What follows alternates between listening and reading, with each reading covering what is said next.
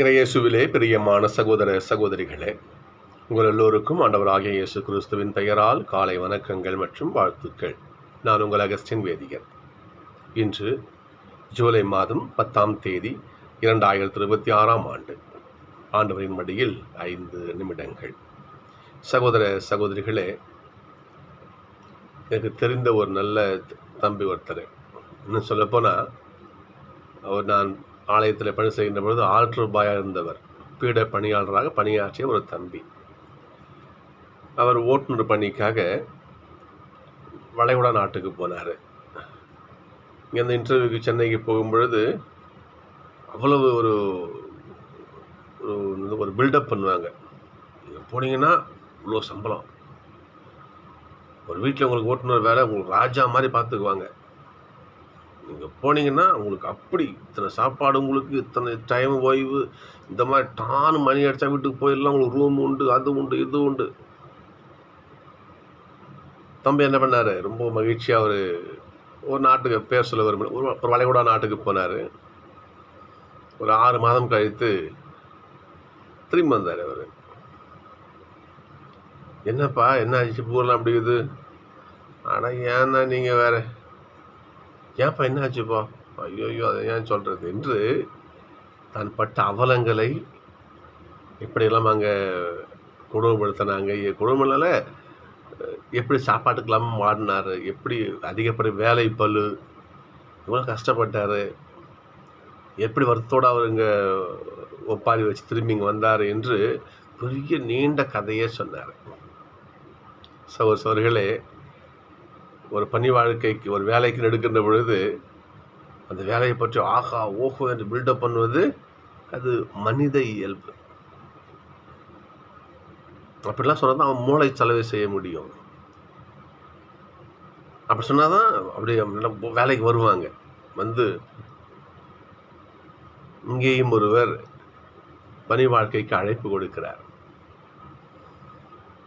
அப்படி வந்தவர்கிட்ட பணி வாழ்க்கை எப்படி இருக்குன்னு சொல்றாரு நம்முடைய ஆண்டவர் இயேசு கிறிஸ்து.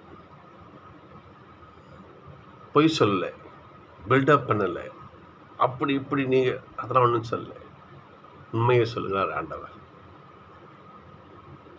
ஒரு இளைஞர் இயேசுவை தேடி வரான். புதக நான் உங்களை பின்பற்றணும், அப்படியா?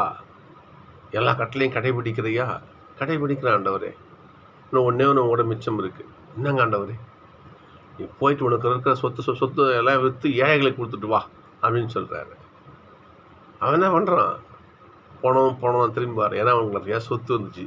அந்த சொத்தை பிரிந்த ஏழ்மையில் வாழ்வதற்கு மனசு இல்லை உனக்கு. அப்போது இறை வாழ்க்கை, இறை பணி வாழ்க்கை என்பது பணத்திற்கு அப்பாற்பட்ட வாழ்க்கை, செல்வத்திற்கு அப்பாற்பட்ட வாழ்க்கை. நல்லா சொல்லுவார் பாருங்க. அப்போ இறையாட்சிக்கான வழி இடுக்கமான வாயில், கஷ்டப்பட்டு தான் நுழையணும், கஷ்டம் இருக்கும். என்னை பின்பற்ற விரும்புகிறவன் தன் சிலுவையை சுமந்து கொண்டு என்னை பின் சொல்லிட்டு ஆண்டோடைய வார்த்தை.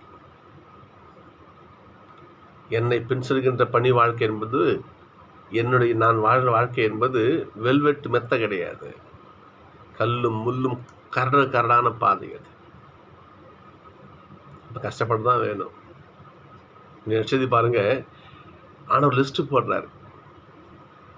என்னை நீ பின்பற்ற விரும்பினால் நீ போற இடம் ஓநாய் கூட்டமா இருக்கும். ஓநாயங்கிட்ட ஆடு சிக்கனம் என்ன ஆகும் தெரியுமா? அப்படிப்பட்ட வாழ்க்கை இந்த இறைப்பணி வாழ்க்கை. அது மட்டும் கிடையாது, உங்களை பிடிச்சி அரசாய் முறை ஒப்பு வைப்பாங்க. எல்லாரும் கேள்வி கேட்பாங்க, காரி துப்புவான் மூஞ்சில், பதில் சொல்லணும். அப்படிப்பட்ட வாழ்க்கையினுடைய வாழ்க்கை. தாயை ஓட்டணும், தந்தையை ஓட்டணும், குடும்பத்தை ஓட்டணும், அனைத்தையும் விட்டு தனியாக வரணும். முடியுமா? சொல்றார். இடுக்கமான பாதை தான், நான் காட்டும் பாதை சிலுவை தான், சுமக்க தயாரா? இப்போ யோசிச்சு பார்ப்போம். இந்த இறைப்பணி வாழ்க்கையில் இருக்கிறாங்களே குருக்கள், அருட் சகோதரிகள், அருட் சகோதரர்கள், எப்படிப்பட்ட ஒரு வாழ்க்கை வாழ்வாங்க யோசிச்சு பார்க்கணும். நம்ம அந்த குருக்களை மட்டும் உதவி தான், எங்களுக்காக ஜெபிங்க ஐயா, எங்களுக்காக ஜெபிங்க. ஏன்னா குருத்துவ வாழ்க்கை என்பது, கடவுளுக்கான பணி என்பது எல்லோருமே சொல்கிறேன் நான். சாமியார் சிஸ்டருக்கு மட்டும் கிடையாது. பொதுநிலை கூட என்ன பண்ணுறாங்க, ஆண்டவருக்காக பணி செய்ய எவ்வளோ பணி வாழ்க்கை வாழ்கிறாங்க. இப்போ கடவுளுக்கான வாழ்கின்ற வாழ்க்கை சாதாரண வாழ்க்கை கிடையாது. ஆனால் ஆண்டவர் இன்னும் சொன்னு சொல்கிறா பாருங்க பார்ப்போம். நீ என்ன செய்யணும், என்ன பேசணும் நீ முடிவு பண்ணாதே, எல்லாம் கடவுள் கொடுப்பார் தைரியமாக என்று தன் உடனிருப்பை ஆண்டவர் அறிவிக்கிறாருங்க. கடவுள் நான் கொடுப்பேன், தைரியமாக இருங்க, இன்னும் கைவிட்டுற மாட்டேன், ஏன்னா நீ என்னை நம்பி வந்திருக்கிற. சொல்களே, நான் வேதியராக பணியாற்றியது புதுவை கடலூர் மறை மாவட்டத்தினுடைய எல்லை பங்கு.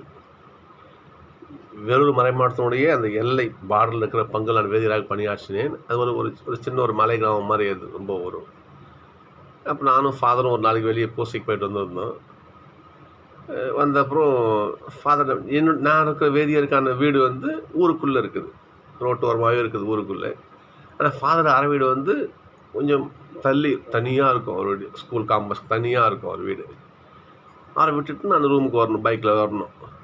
அப்போது நடு ஒரு திருவிழா பூசைக்கு போயிட்டு வரோம் நாங்கள் சப்ஸ்டேஷனுக்கு. ஆனால் ரொம்ப அன்டைம் ஆகிடுச்சு, ஒரு 12-1 மணி இருக்கும்.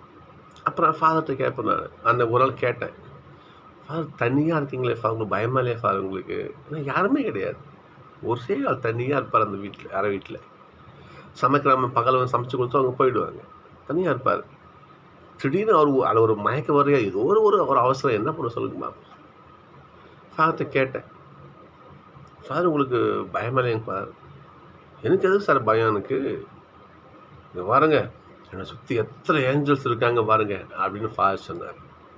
எப்படி? என்னை சுற்றி எத்தனை ஏஞ்சல்ஸ் இருக்காங்க பாருங்க, வானத்தூர்கள் இருக்காங்க அவரை சுற்றி. உண்மைதான் சகோதரர்களே, கடவுளுடைய தூதர்கள் ஆண்டவருடைய பணியாளர்களை கரம் கொடுத்து தாங்குவார்கள். அவனுடைய பாதை இடுக்கமான பாதை. ஆண்டவர் சொல்ற கஷ்டம்தான், முள் படுக்கை தான், சிலுவை தூக்கிட்டு தான் போகணும், இடுக்கமான பாதை தான். இருந்தாலும் கடவுள் தன்னுடைய உடனிருப்பை அவர்களுக்கு கொடுப்பார். சகோதரர்களே, ஒருக்களுக்காக ஜெபிப்போம், நாமும் இறைப்பணி வாழ்க்கை வாழ முயற்சிப்போம். நான் சந்திப்போம்.